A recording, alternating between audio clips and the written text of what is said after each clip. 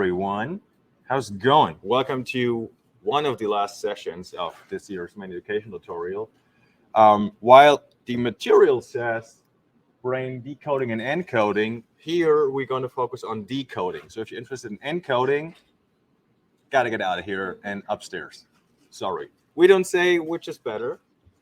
Just, why not stay here? It's going to be a lot of fun.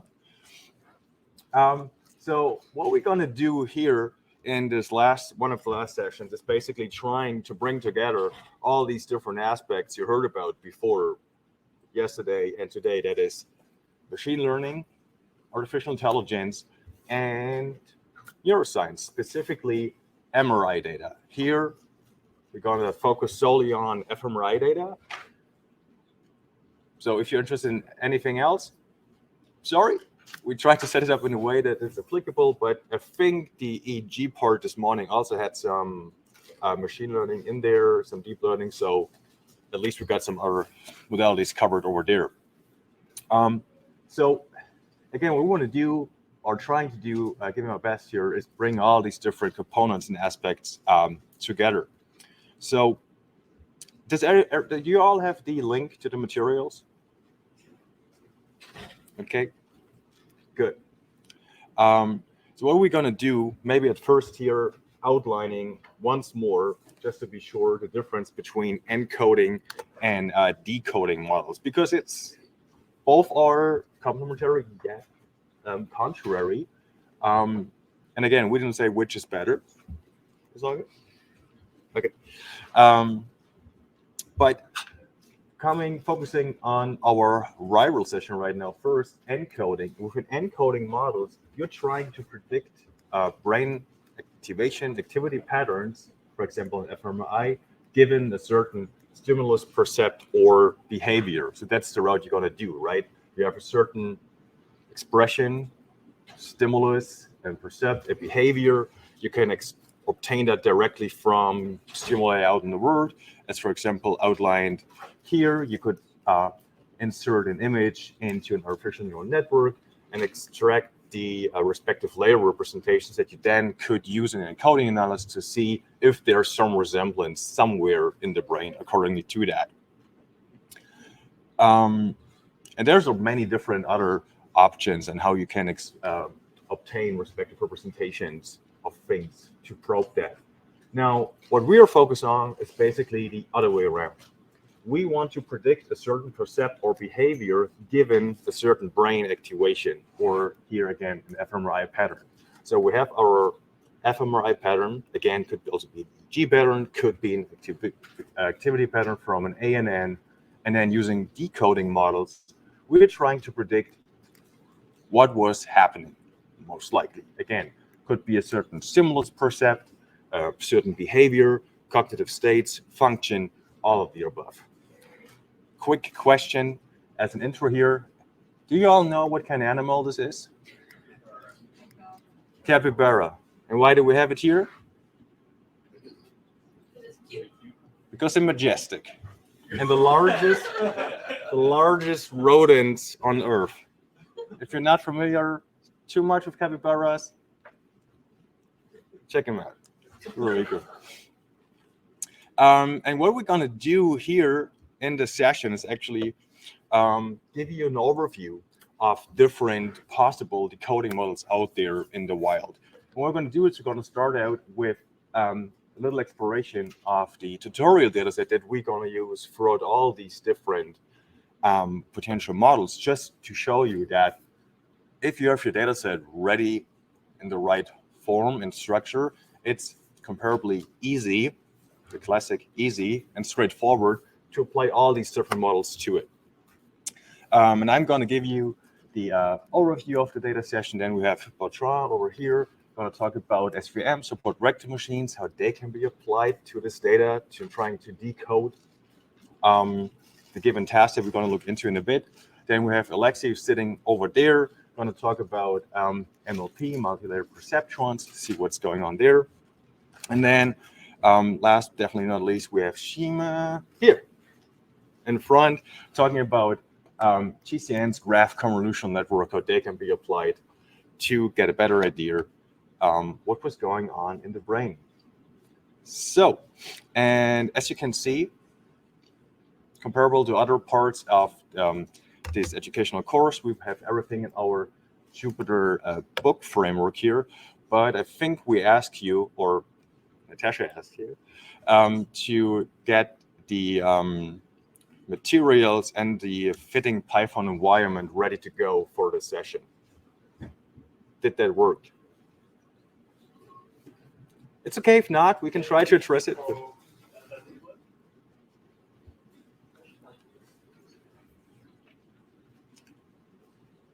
Okay, I don't see people leaving or putting their heads down, so I think for the time being, you should be okay. If you run into any problems, just let us know, okay? Just saying that when you try to install all these different requirements that are in there, that might take a wee bit, but take it from there. So once you have, assuming you have that, you just navigate into the content folder and start Jupyter Notebook, you should be presented with something that looks like that.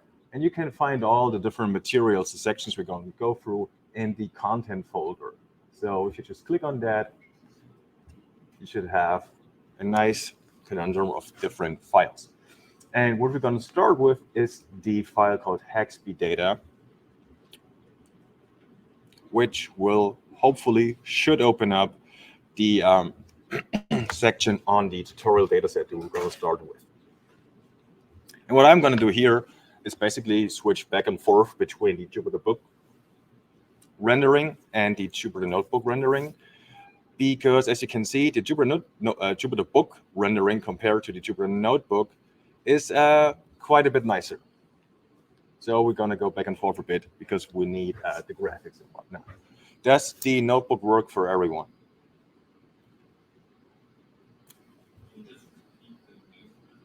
Oh yeah, sorry, that's should be called Haxby data, Haxby underscore data. Ooh, this one.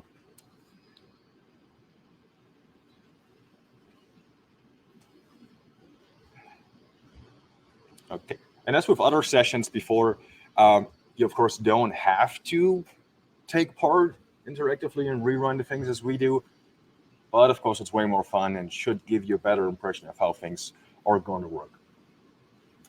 Okay, so what we're going to do in the short overview here is basically, again, introducing the tutorial data set we're going to use for all the other sessions of this last session here.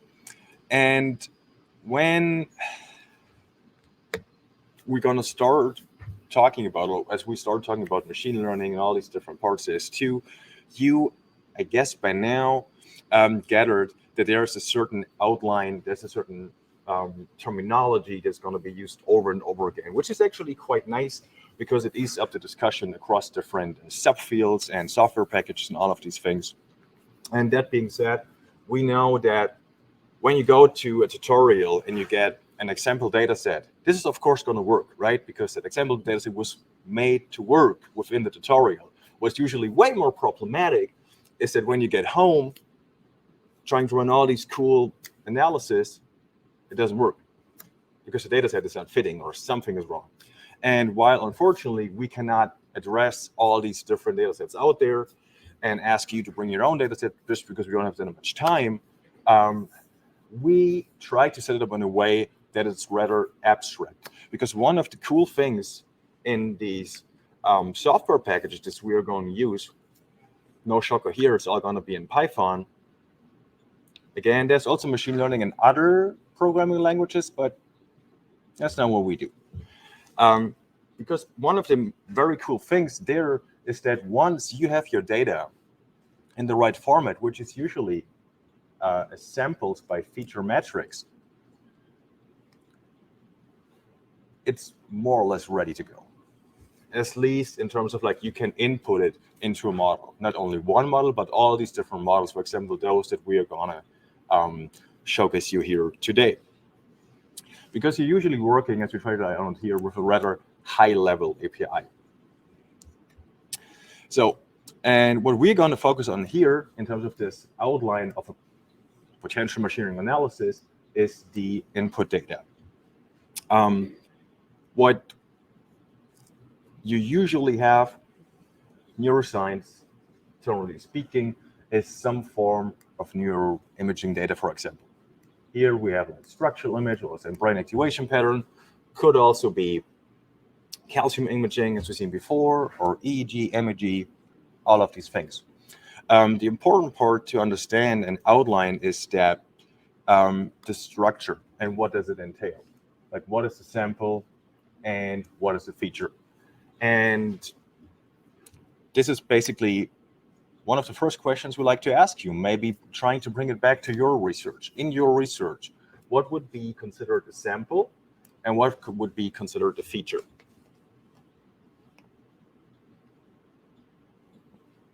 Because we also want to know about what you do, right? That's all this thing's about, like getting to know other people. Yeah. You have, in terms of features, you can have features extracted from an image, for example. Like if you had a line in an image, it could be like each space in the line of your image, for example, across your image. And then your label would be whether it be a particular disease or health. And what would be a sample in that case? Samples would be individual, like an image from an individual person. Yeah, exactly. Yeah. The samples would be our subjects, and the features would be the connectivity value of like all of them. Yeah. And what would you try to predict with that, for example? Like the difference in connectivity. Yeah. Okay, so just briefly summarize those. Oh, sorry.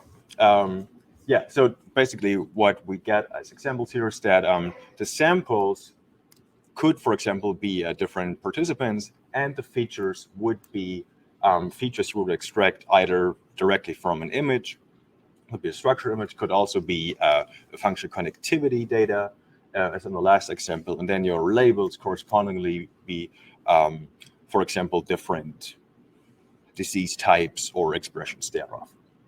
However, of course, could also be brain activity pattern extracted in terms of features. Samples, again, either be participants or conditions, cognitive states, different parts of a paradigm. And again, as long as you get your data into this respective format, the rest is a bit easier to go and achieve. So that's actually one of the main, most important things when you start doing these kind of analysis. You got to be sure and aware of all these different aspects. You got to know what your samples are, you got to know what your features are, and you got to get your data set into respective formats. That is samples as rows and features as columns. But once again, with the tools we're going to show you here, this is usually done quite nicely for you. And as one bonus question before we're actually going to go into the data set, just as something that we wanted to outline, emphasize, and stress, especially in the field of neuroscience, AI, machine learning. Does some of you so far already heard of the small n high p problem? Sometimes it's called differently, but no? Oh, yeah. You have a huge number of samples, but a lot of features. Exactly. The answer was you have very few samples, but a large set of features. And what's the problem with that?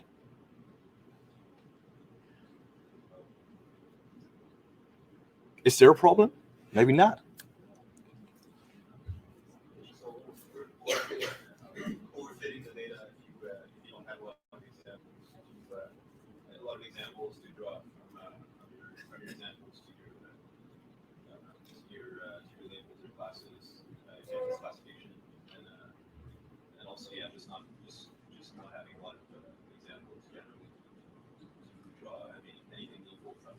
And I guess if you remove just one sample, you have 5 samples, and your whole data distribution changes. Yeah, just to summarize, it's basically about sampling the data and features efficiently. I would just say overfitting. Overfitting is a potential problem. Yeah. Not a lot of people went away to make features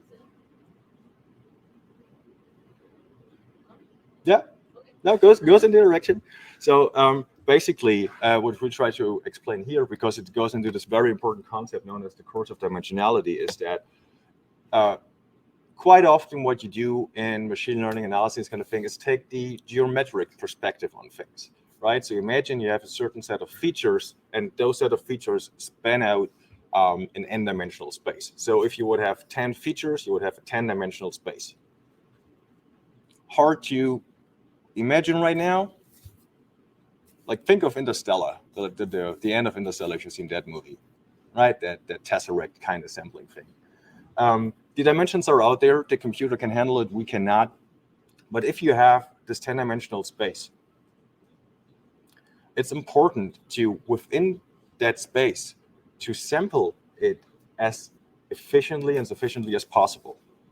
And with 10 features and like 10 people would still be not quite ideal, but this, for example, would be a bit more feasible than having, for example, 50 features and 10 people, right? Because if you have a 50-dimensional space with all of these different expressions and spectra them in, and you have only 10 people, it's not going, or 10 samples, let's say, it's never going to work out that you sample that space even closely, sufficiently enough to inform your model or give your model the chance or opportunity to learn something meaningful from that.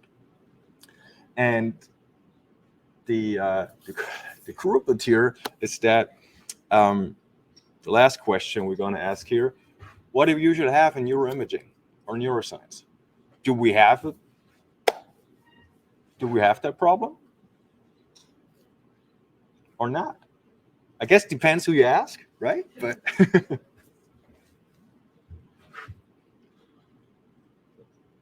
yeah, so usually we have that problem quite a bit, because you see people publishing papers doing machine learning analysis on functional connectivity data, which in a vectorized form can be in the thousands, and then using that on 20 people.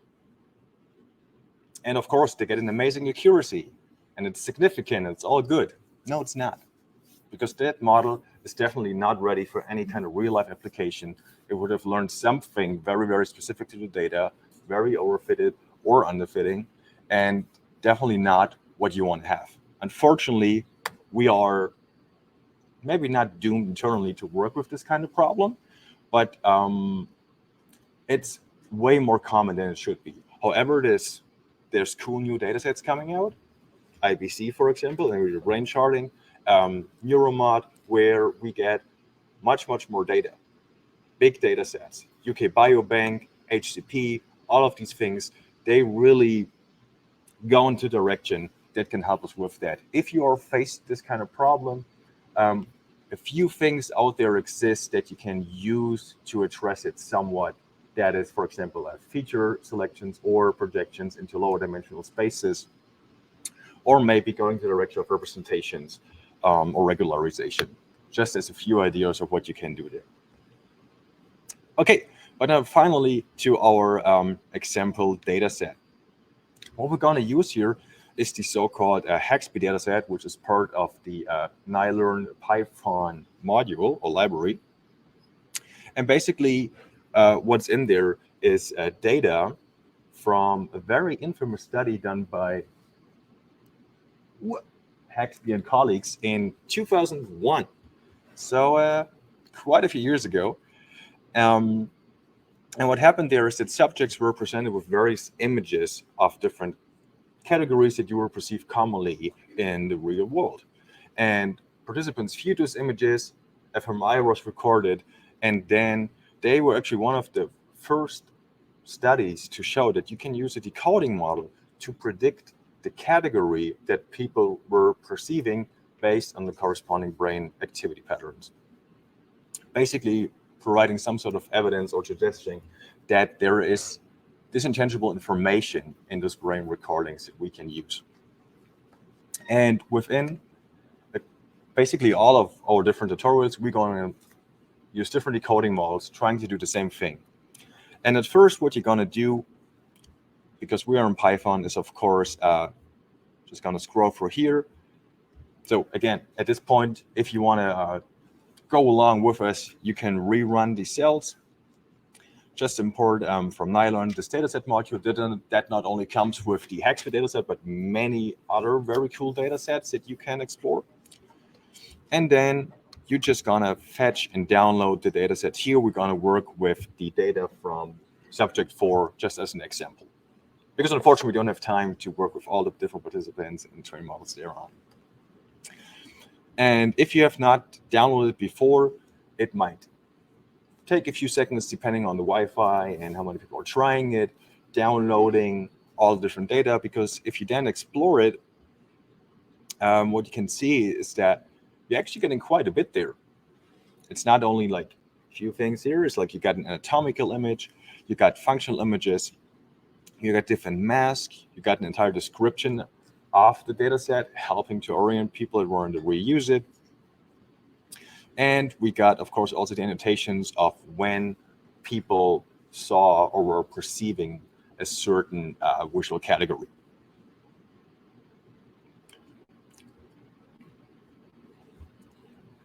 So just scrolling through here a bit, it's quite a lot.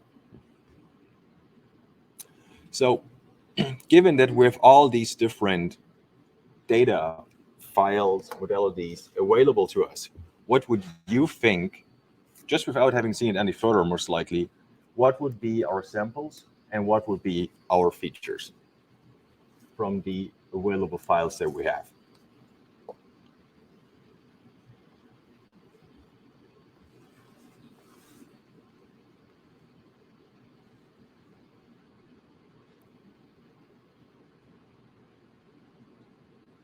If you think none of it, it's cool, and we can call it a day early.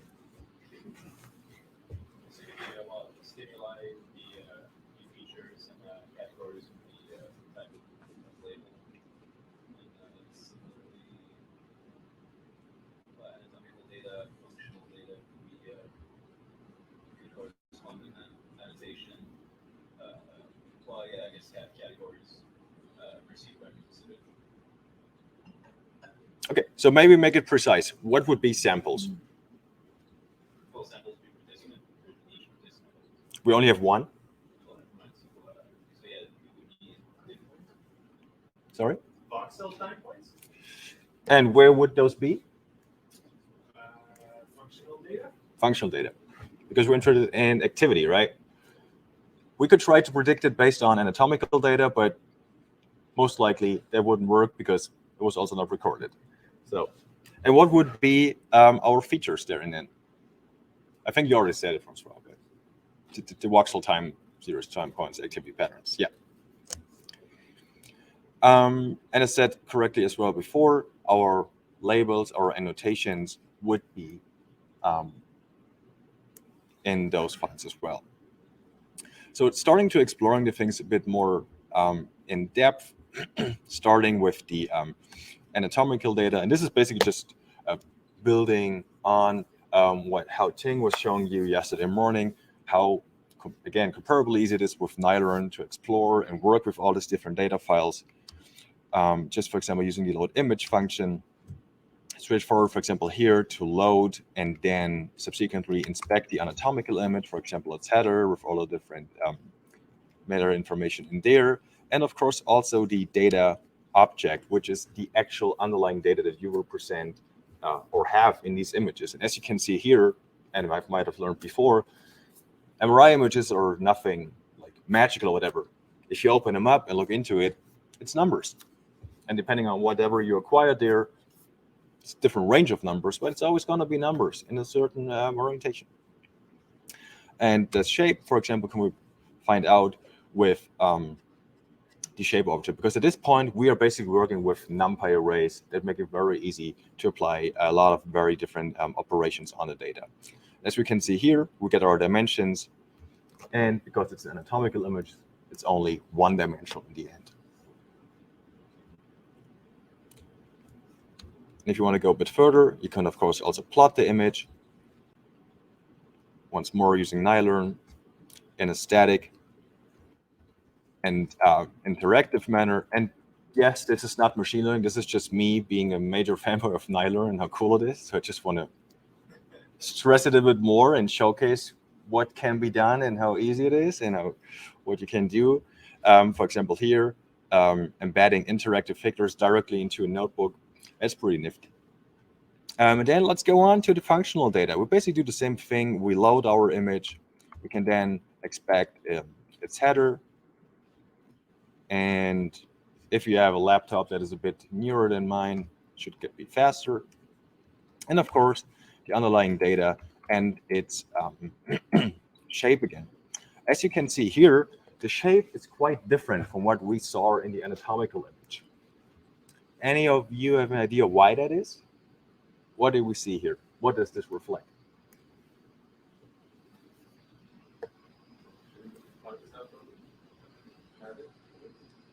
There's a dimension of time to it, and what would be time here? Which of these four? The last one, exactly. Because as you saw on the anatomical image before, which is here, it's only one. Because it's an anatomical image, right? You get one image, one time point across these three spatial dimensions, their expressions. But here in the functional data, we see spatial dimensions resolution is a bit lower, so we have less spatial information, like less precise, but we have time series. To be precise, 1,452 time points. And because we have a 4D image here, 4D dimension, the fourth dimension being time, we're just going to compute the mean image in order to be able to nicely plot it with an iLearn. As you can see, we keep the spatial dimensions, just get rid of the timing dimension, and can then explore it correspondingly. Oh, yeah. Oh. Regarding the number of factor features, what do you recommend to radius square? Oh, that's a good question. No, I think not the square root of samples. Not sure if it's actually that easy or even like possible to get the best number of features for your model. Like usually one would say like as many samples as possible, right? I think there's like a few rule of thumbs, and that is like if you increase the number of features, your number of like your sample number should increase by an order of so and so, right? I know, like at least 3-4-fold. But Robert, correct me if I'm wrong. It's just no. No, well, if you have really many features, you can then reduce them, select them, or do some dimension reduction of your data. So this was illustrated this morning. And, I think this also applies to Neuroimaging. Yeah.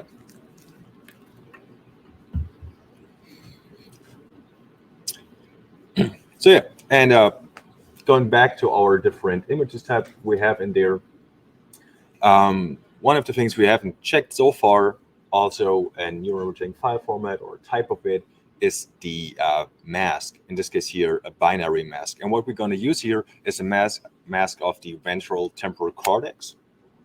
Not by accident, but because this region of the brain is known to be involved in the processing representation of different image categories. You could also put in auditory cortex there, but that would most likely not make a lot of sense. Could be a cool control model though. And just as with any other data type that we did before, we can simply use NiLearn to load and expect the data we have. As you can see, this is once more only one time point because it's a static binary mask. And we can simply plot that here, overlaying it on the given participant's anatomical image. As you can see here, that's the ventral temporal cortex for that specific participant. And of course, what we also need in order to get our data and information ready for machine learning analysis, at least for the buzzword coming supervised machine learning approach that we're going to follow up here, is the labels or stimulus annotations, because we still got to know when participants perceived a certain category, because without that, it would be impossible, of course, to evaluate our model. Right? Our model gives us an informed decision, let's call it like that, what category was most likely perceived, but we need a measure, a way to evaluate and check that. And we can only do that if we provide the ground truth or the true label corresponding to that sample to evaluate what was going on there. And in our case here, this is provided once more in the data set as it is. We can just load it using pandas, one of the other many more fantastic Python libraries that you can use there. Another question. The shape is 40, 64, 64. Why is the X dimension 40 versus 64 for the others? I assume this has to do with the capture process. Oh. There are 40 slices in the image. By the way. Yep. It means that there are 40 slices, each one of shape 64, 64. So it's a bit surprising because the Z dimension comes first, but you can encode the image as you like. And in that case, the first dimension would correspond to the slice number. What Bertrand said. Exactly that. Yeah, and if we, going back here, load our stimulus annotations, what we get is a data frame basically showing us for each sample, right, being encoded here as rows, what did the participants do or perceive. And as you can see here, there's a few, for the first few samples is actually rest, which is a commonly used term to denote that participants didn't do anything, at least in terms of the intended paradigm. They could still think about things that we cannot control for that. But at these few sample points in the beginning, there was nothing presented, no stimulus was perceived by the participants. Then it started with presenting different faces as a visual category, then rest again, and then going on with chairs, rest again, and scissors, and so forth. Basically, this showcases or tells you the structure of the paradigm, the experiment that participants were exposed to. And we just added a little plot here to give a better, hopefully better impression of what was going on. What you can see here on X, you got the different fMRI time points. So this should, again, correspond to the time points you've seen before in the shape of the functional data. And on Y, we plotted different categories. So basically, this plot, in a very, very abstract manner, gives you an idea about the experiment and when participants perceived a given category. As you can see, it was a bit mixed back up in there with all these rest periods in between. And following up, what we're going to do, again, is trying to predict these different categories based on our samples across time. Just a follow-up to the Oh, yeah. first question about maximum number of features. I'm not sure I understood the answer correctly. If we consider 2,000 samples, does that mean that the maximum number of features will be 500? No. Again, I think there's not a precise equation or thing you can apply there to get like the best fitting amount of features or the minimal required samples, right? Usually what you see is like samples should like outweigh features by a large factor. Just going back to, you need enough samples to efficiently sample that space that is defined by your features. I would still consider, like, if you have 2,000 samples and 500 features, I would still consider that at least vaguely problematic, most likely. Okay. And with that, that's our tutorial data set that you're going to work on now for all these different decoding models. Once more, or just trying to remember that, we're trying to predict these different categories based on the samples across time. If you want to do like more analysis with that and want to try different models, if you later on also want to go for the encoding parts, there's also the actual stimuli provided with the data set if you want to explore those. Or if you want to put those into like an ANN and see if you can decode that activity, that data set comes with all the things, which is quite nice.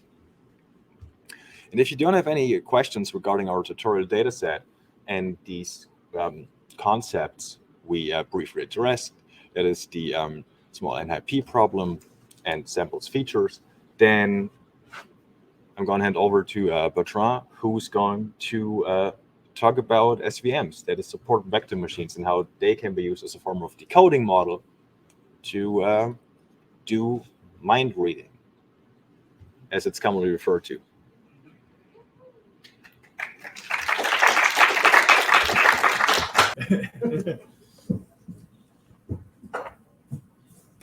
Maybe since we were on it, I don't know if I can go on, but regarding the dimension reduction, just notice that we use a mask of the ventral region in the Haxby dataset. This is a dimension reduction, obviously.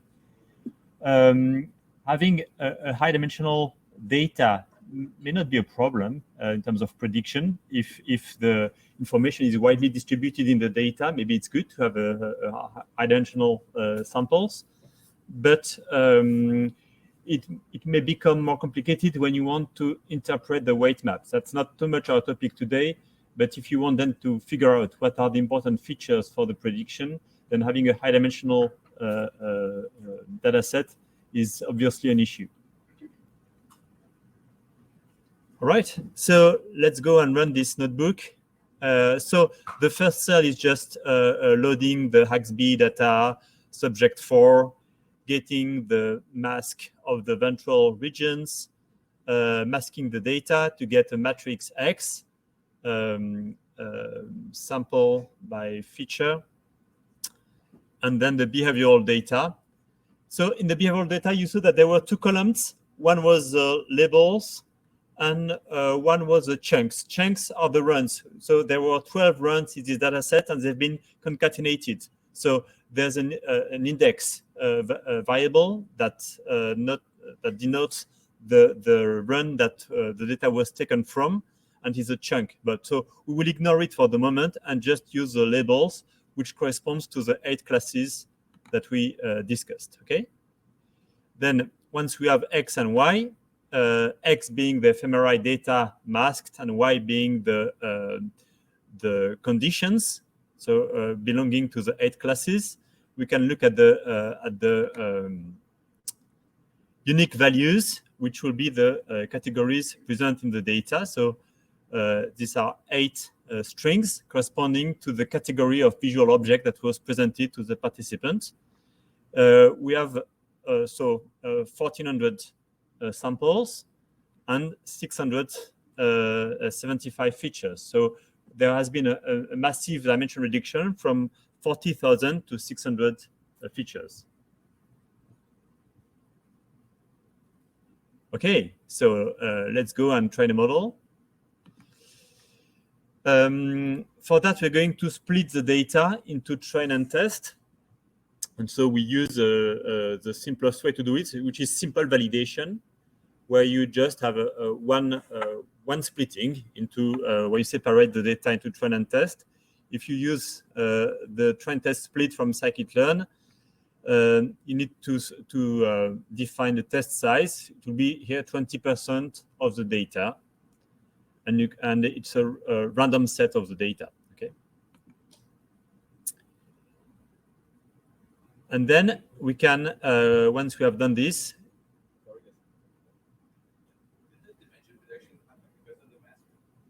Yes, this exactly. It was implicit, so I should have been more precise. It's good that you asked the question. So dimension reduction actually was performed here when we fit transform the fMRI data, the func file. Since we provided a mask, this did a few things to the data. This so reduce the data to the regions of the masks that are equal to 1. And this also, by the way, standardized and detrended all the time courses.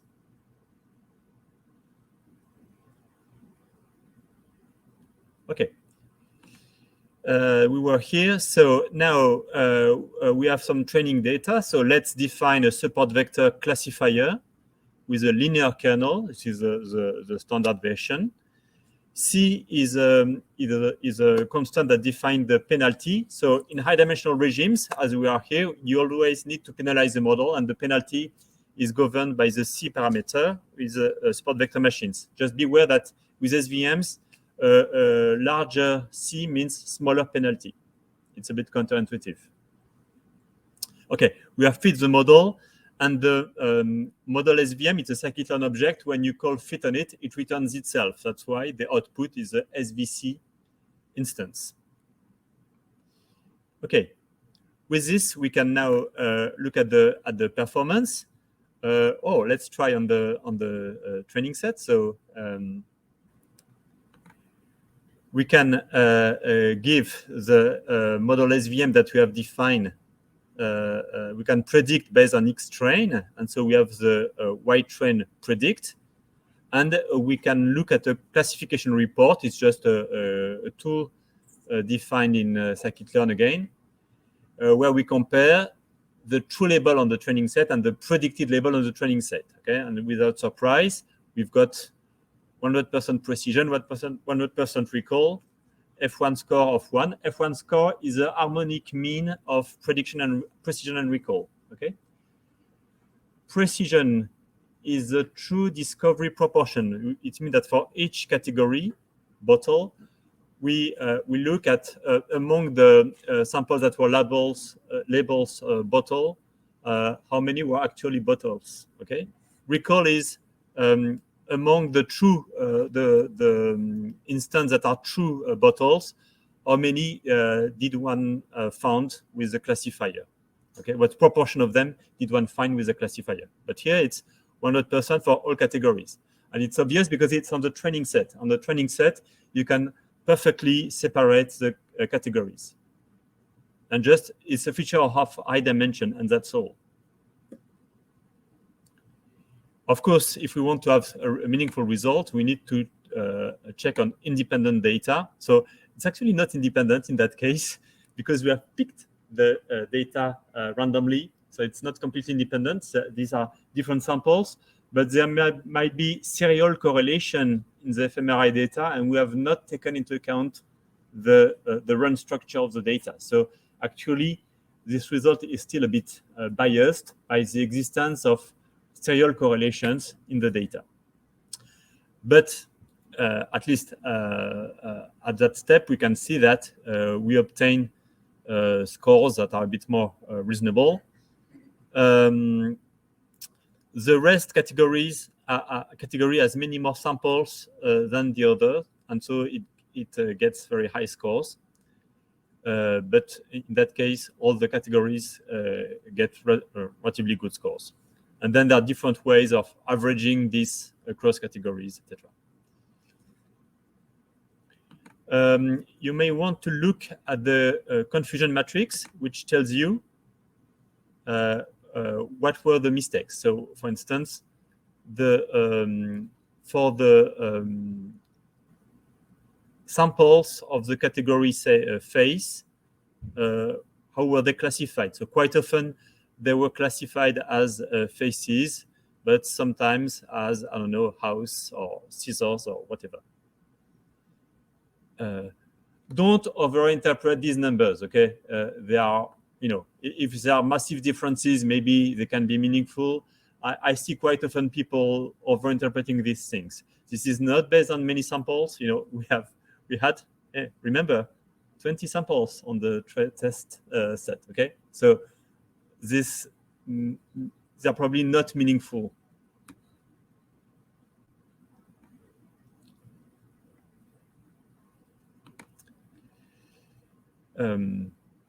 Okay, and then we can look at the weights. So this is a nice feature of linear models, such as support vector matching, but it would be the same with, for instance, a logistic regression. Actually, logistic regression and support vector machines are really two very close methods, okay? So you can take one or the other. It does not matter much. Actually, logistic regression is sometimes a bit better, but it's a bit harder to tune the hyperparameter, while SVM is quite insensitive to the choice of the C hyperparameter. So one good feature with SVM is that you can just take the version with C equal 1, and it does a reasonable job. At least it can assess whether there is some signal to decode in your data.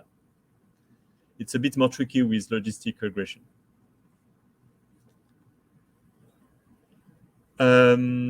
Okay, but so since we have a linear model, we can just visualize the weights of these models. So remember that an SVM just project your data with a linear function and then cuts somewhere. Okay, this is the way it decides what is a face and not a face or whatever.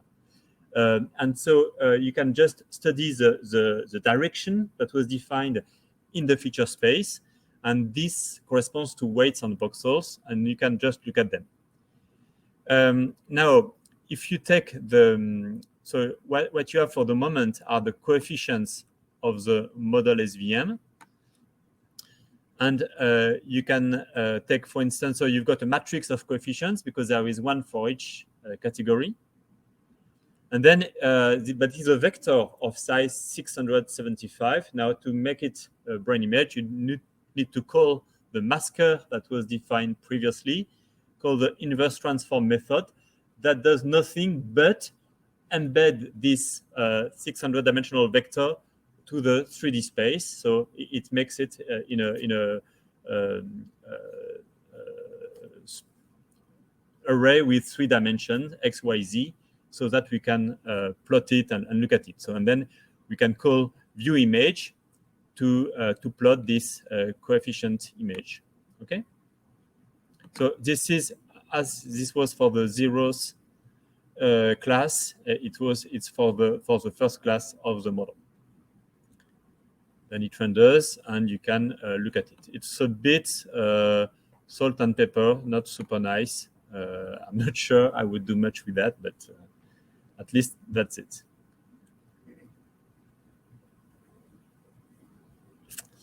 Okay.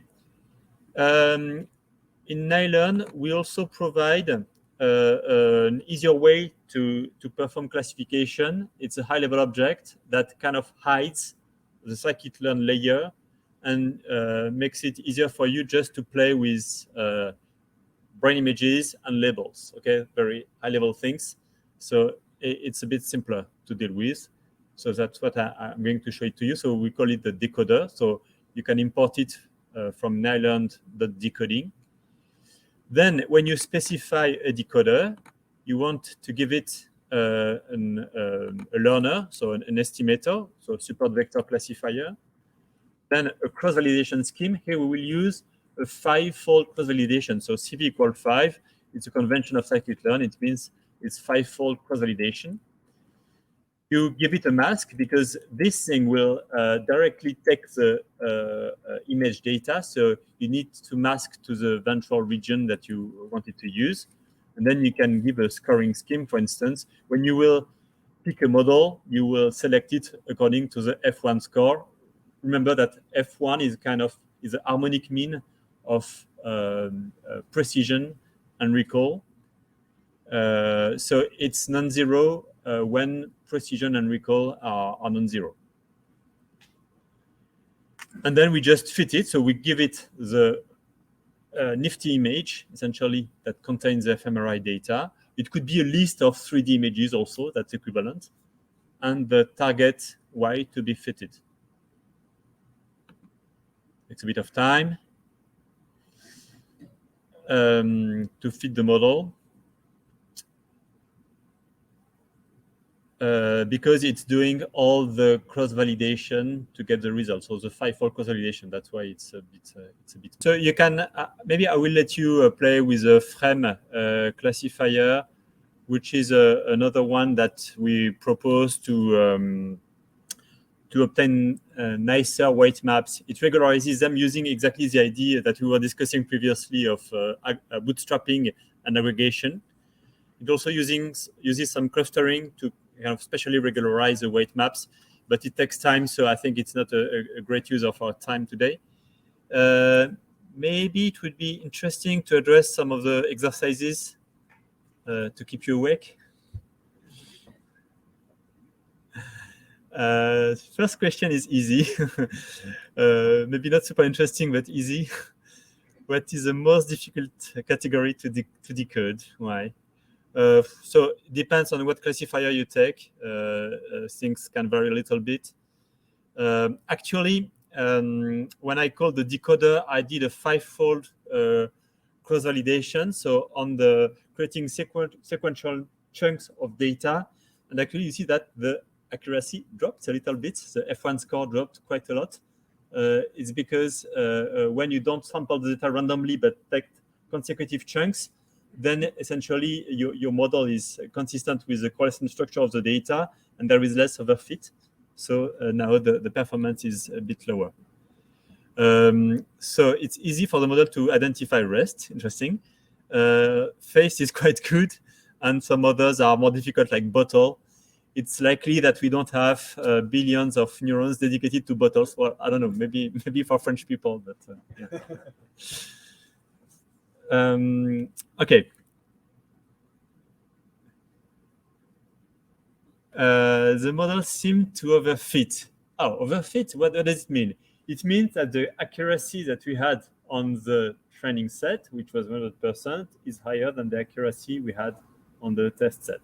And in general, we can solve this problem by regularizing the model. We can essentially reduce the accuracy on the training set, and it reduces the overfit, but it will still generalize well or as well on the test set. So one way to deal with that is to play with the C parameter. So we fixed it to 1, which is a good default, but we can play with it. So as I told you, if you want more regularization, you should take a smaller C parameter.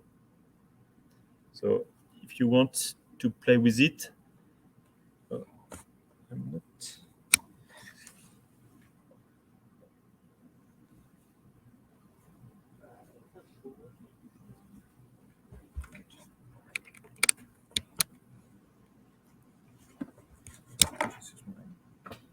Maybe. Otherwise, I will run out of battery. Wait. No, it's working. Oh, yeah. Okay.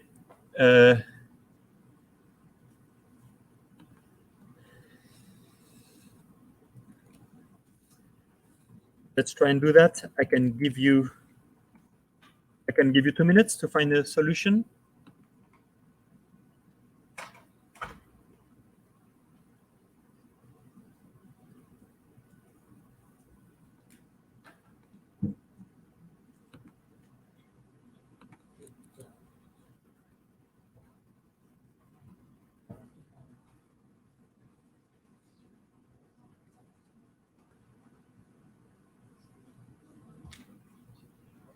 So the simple way is just to get back to the lines where we define the SVC, which are about here, and redo the thing with a different C value, okay? Maybe for the interest of time, I'm giving you the solution which I prepared. So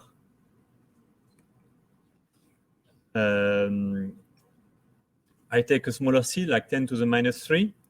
Then we fit, we predict, and we do a classification report. We do that on the training set and on the test set to compare to see that whether the overfit has reduced. And we see that indeed, when we do that now on the training set, we no longer get 100% accuracy. The model, we kind of find intermediate values between the test accuracy and 100%. Okay, so this has reduced overfitting in some way. We can go a bit further. So of course, you should not try and play with the C parameter and cherry pick the C value that you prefer, because this is another way of overfitting your data. And this means that the accuracy that you would report from that will be better than the true generalization level that you would expect on a random data set. Okay, so if you want to do this properly, you would need to set the C parameter by nested cross-validation. And so for you to know that, I'm going to copy-paste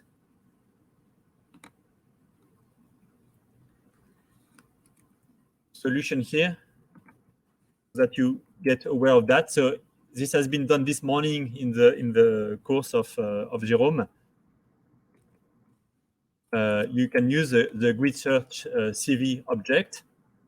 Say that you want to do a search over the C parameter, going from 10 to the -6 to 10 to the 3, for instance, in 10 step in log scale. And then you give it the SVC object, and you want to get the cross-validation score. In that case, it's a bit more complicated okay, I'm not going to generate all the reports, so to have a shortcut, we just measure accuracy. Oh, it's not working. Oh, I did not define cross-val score. Where is cross-val score defined? Scikit-learn.model selection.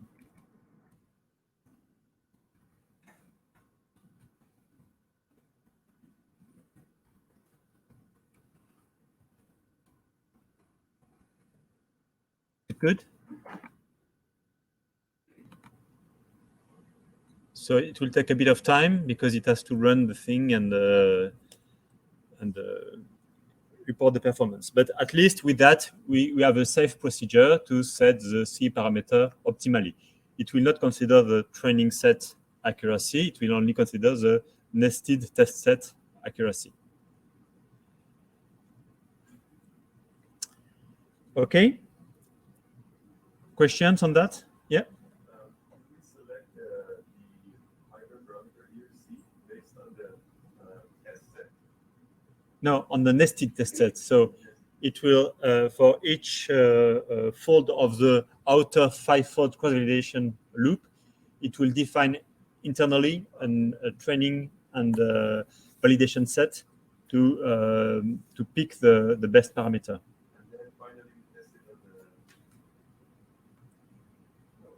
Then it will pick the best one, retrain, and report the performance on the left out part.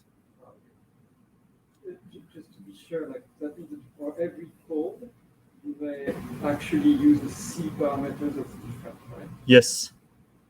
So your final accuracy average across fold may actually reflect different hyperparameters. Yes, which may not be an issue, especially for C, which is not a very meaningful parameter. You can also average models if you prefer, rather than pick the best one each time. There are different solutions to that. Okay, and so we get, by the way, so we got our accuracies, which are about 60% across in the 5 folds. Okay. Oh, by the way, is it good? We should. It's not clear because there is some balance in the classes. So chance level is not 1/8; it's more than that. So if you want to know about that, we can define a dummy classifier that essentially does not consider the data and still does its best to predict the outcome. And this is also provided by Scikit-learn. I think it's a very important tool to use. So I'm going to showcase it now.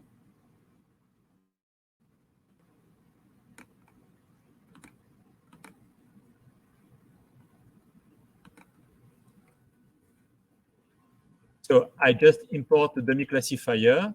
I define an instance and I give it to the cross-val score together with the same data. Okay, nothing has changed otherwise. And it's super fast because it doesn't use the data, but still the dummy classifier gets 40% accuracy. Okay, so you expect a good model to be somewhere between 40% and 100%. But here, so we do better than chance, but not that better than chance, by the way.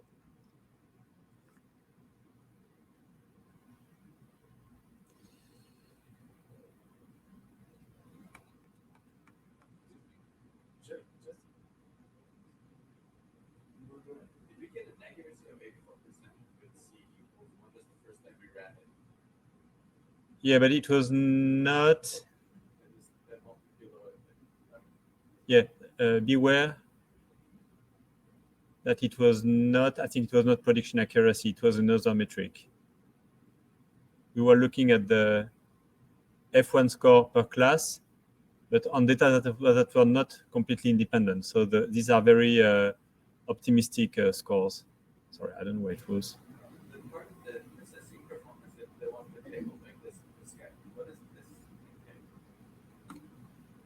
What does this say? I thought this was the accuracy or the model performance on the validation of this.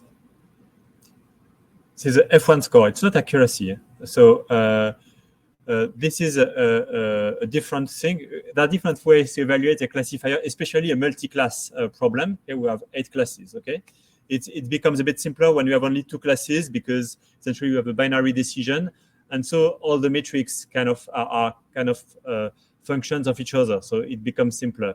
But for 8 classes, it's a bit more tricky. So you might want to look for each class, whether you could identify correctly or not the samples from this class, or you may want to see overall, can I just put the right label to each image, and this would be the overall accuracy, but then across classes, across all samples.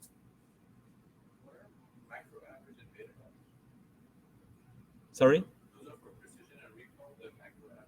Yes. So it's just a way when you have 8 categories, as we do have here. Then there are different ways to average them. You can, I guess, sorry, I don't remember the details. I think that one of them weights them according to the number of samples in each class, and the other doesn't.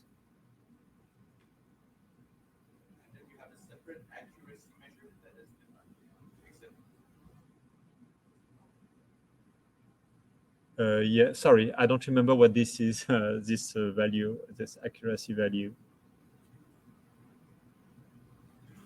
Maybe it was an overall accuracy, but it was probably overfitted due to the non-independence of the samples. Sorry, this is just the scikit-learn report. I should, I don't use it often, so I don't know what this value particular represents. So you should look at the scikit-learn documentation to clarify that. Yes, actually, it's in Subway. Yeah. So this is the accuracy, the number of the proportion of cases in which you correctly labeled the test data, and you did it in 5 folds. So you've got a score for each fold. Okay, so you've got 51% in the first case. And then you probably want to average these scores, for instance, to get a summary across folds. Question online. Why not use random permutations of the labels instead of the dummy classifier to get an estimate of the transfer? I think it would amount to the same. That's a good question. As far as I can see, it would amount to the same thing.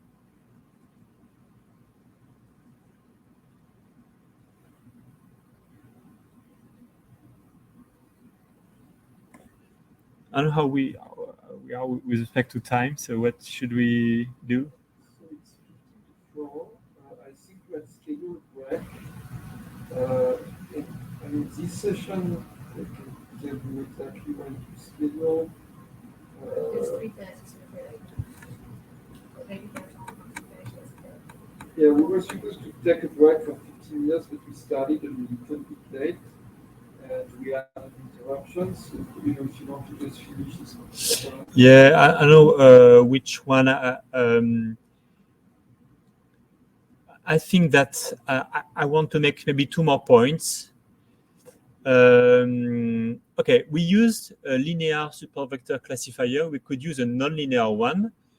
And in particular, a possible solution is a RBF, so radial basis function kernel, which just measures how close your samples are based on kind of a Gaussian kernel, if you like. Okay. When you use a linear kernel, you do dot products to just measure how similar, how related your samples are. We can think of it as correlation essentially, but here with an RBF, you would use a kind of Gaussian kernel that would give a concept of locality, and then of course you have a scale parameter to define how wide your kernel is. So you can use that. These things were popular 20 years ago in the machine learning community when neural network was still not working. So on relatively small data sets, this were pretty good. But this was good especially for data sets with low number of features, where essentially imagine a 2D plane where you have some complex distributions like the two moons examples you saw this morning, for instance. Then an RBF kernel is perfect for this situation. Is it good for fMRI data?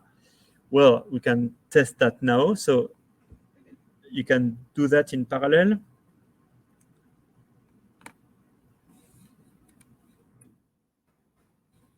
You can just, I'm going to give you the solution for the sake of time.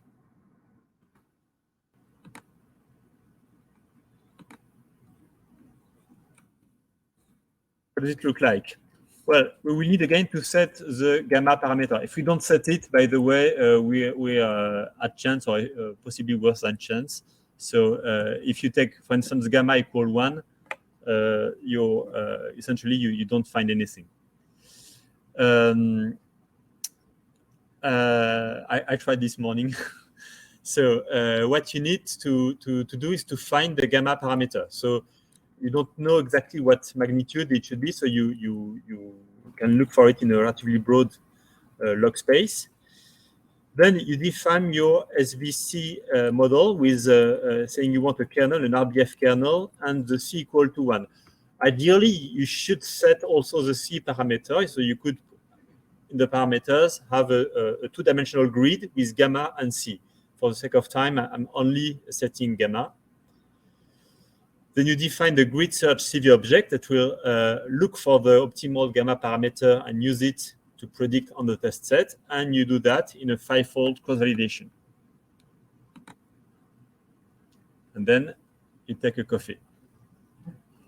No, it's not super long. And the result will be that it doesn't work. Well, it doesn't work. It works to some extent, better than chance. It captures something in the data, but the accuracy is lower than a linear model. Just because you are setting the gamma parameter on few samples, so your gamma estimate is noisy. So when you try to use it and generalize, actually you're not super accurate. So, well, these nonlinear models, people fancy, oh, the brain is nonlinear, we should use nonlinear models, blah, blah, blah. No, it's not like that. Actually, we are in the geometry of a statistical problem, which is difficult, and nonlinearity is not useful. So the accuracy is not that bad. It's better than chance, but it's around 60%. It's lower than what we had with the linear model. And by the way, since we're at it, we can also do the random forest.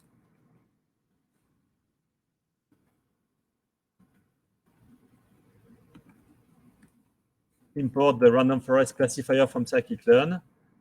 Just give it to the cross-val score and see what's happening. And it will be even worse. The random forest does not work well for this type of data. It's good for regimes where the number of samples is large with respect to the number of features. Typically for a random forest, the kind of flow where you say, oh, at number of samples should be at least 5 times the number of features, it holds for random forest. So you want at least 5 to 10 times more samples than features for a random forest to work well. Random forests are ideal for tabular data, not so great for in my experience, for neuroimaging image-based classification or connectome-based classification. And why is that? Because these data are high-dimensional intrinsically, and so you are not in the regimes where it works well. And also, so random forest can learn very relatively irregular functions, which is not what we need here. Actually, you can think of many of the models that you have used, like logistic regression as sport vector classifiers, are relatively smooth models, and this smoothness is useful.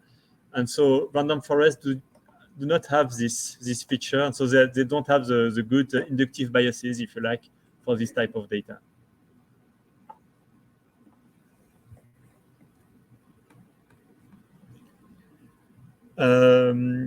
And last one, if I may, we're doing something which is not really great here, which is we are using fivefold, and this is not a good idea. You should always have a cross-validation scheme that fits your data structure.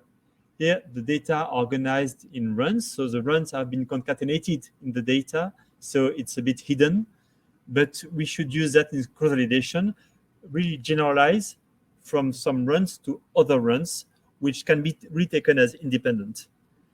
So the information was available in the data set if you use the chunks field of the behavioral data frame. And so there is an iterator for structured cross-validation in scikit-learn. So the leave one group out or leave p groups out, and we can use that.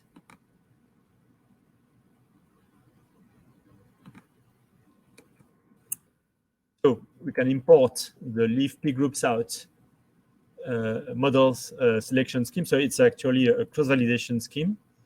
And we specify how many groups we want to leave out. For instance, we have 12 different runs in the data. We can leave 2 runs out, so 1/6 of the data.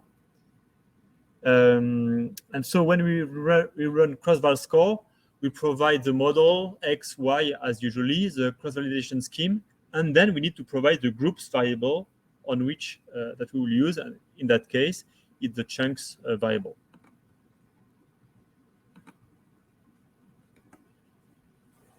So here it's about runs, but for instance, to me, it's very important that we generalize across data sets. So for instance, if you want to study a given cognitive effect and you have several data sets for that, you probably want to generalize across data sets. So you should really think how you want to generalize. For instance, if you want to predict autism, you probably want to generalize across acquisition sites to make sure that your model is working irrespective from the scanner that was used. Okay.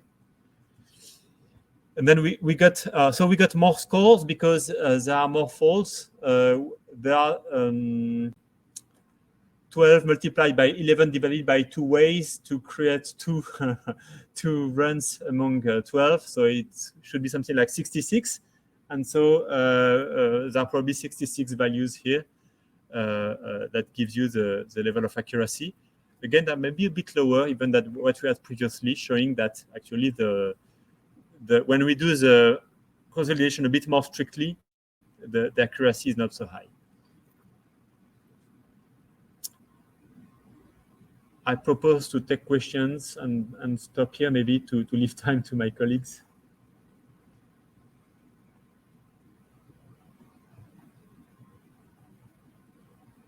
Are there questions online? No? Sorry, it's a bit basic. You said the data has multiple runs. Yep. What is, like, when you say, I feel like you're saying multiple runs that refer to the same thing. I don't really sure what runs. Yeah, sorry. I was a bit fast maybe on this.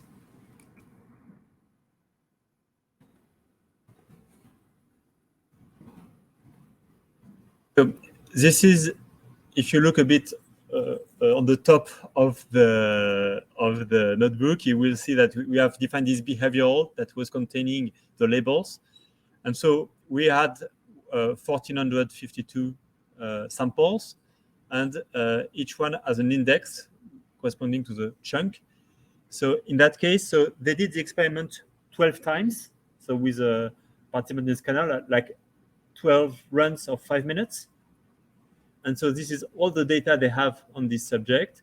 and just for practical reasons, they just concatenated all these fMRI data into one big 4-dimensional image. But here is information about the runs that corresponds to the data. Does that clarify the thing? Kind of 4-dimensional percentage storage. Yeah, the image, the functional image, remember, it is 4-dimensional. We had 3 spatial dimension and one, say, temporal dimension with 1452 units in it. So What are the dimensions is the run? So it's not, the run is not a dimension here because the run were concatenated. So there is one time dimension which corresponds to the concatenation of the different runs.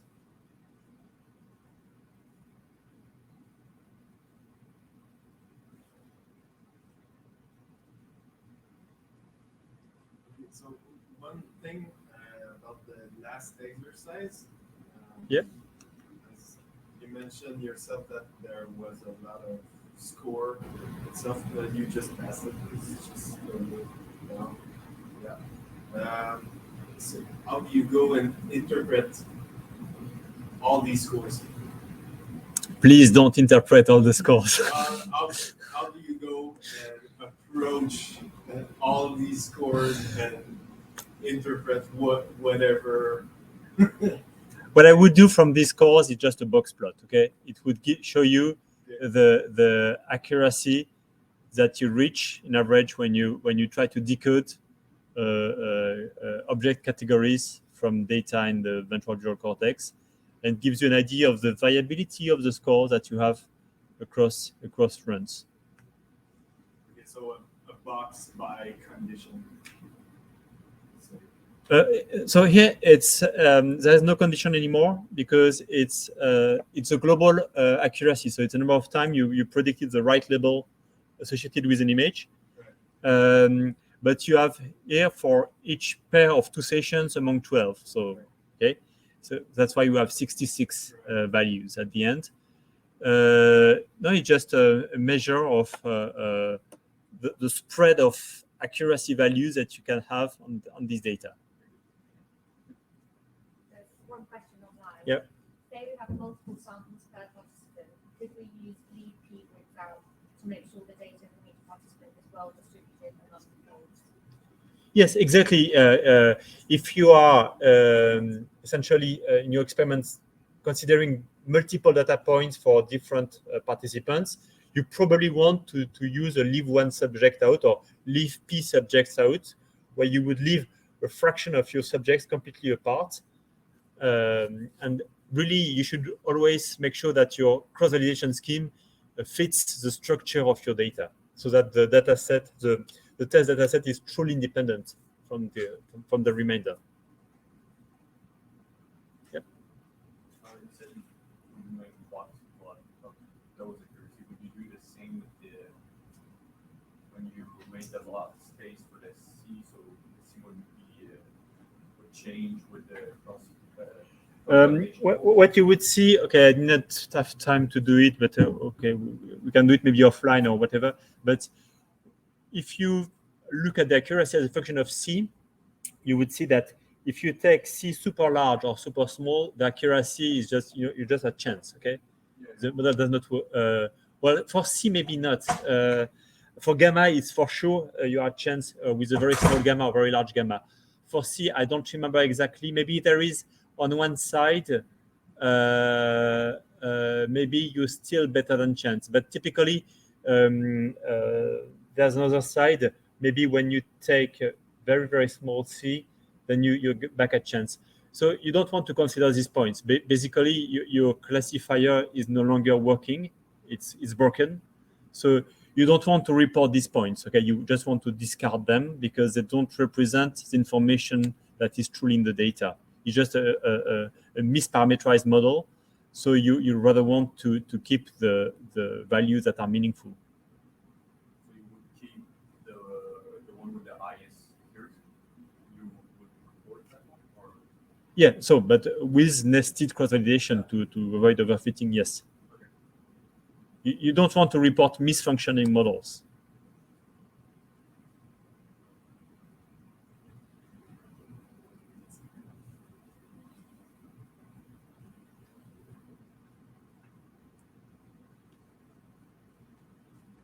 Good for now?